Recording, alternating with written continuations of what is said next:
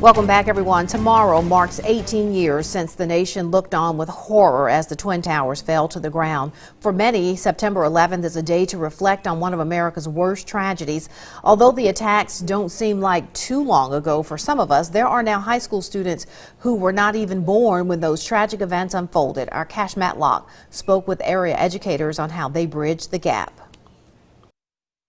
Craig Piper is a social studies teacher at Starkville High School. He's been teaching history for almost 15 years now and says he always touches on the topic of 9/11.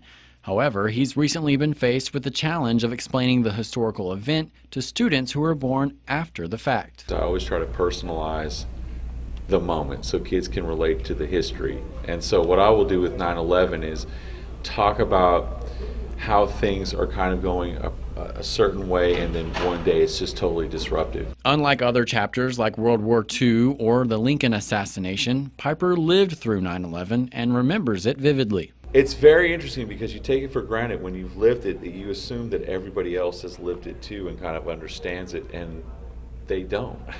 Sally Stafford is a junior at Starkville High School, which means she was born in 2003, just 2 years after the attacks. The only record she has of September 11th comes from her history books. I think of the terrorist attacks and the Twin Towers and just kind of like the after effect of it. School programs kind of never forget, I guess. But when it comes time to study, Stafford says she has a few other credible sources she looks to. I have memories of being younger and asking my mom, oh, where were you during 9/11? And I feel like I have a good understanding of it from my parents and my educators. Piper says it's important for today's youth to know the effects of such a huge tragedy.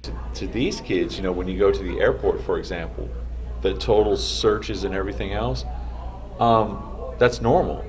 But before 9/11, it wasn't normal. It was like people could walk with you to the plane and see you off on the plane. They could go on the plane with you, as a matter of fact. And it's only a matter of time before today's students have a story of their own to tell. You know, when you're young, and we were all like this, we kind of think, well, this kind of stuff will never happen.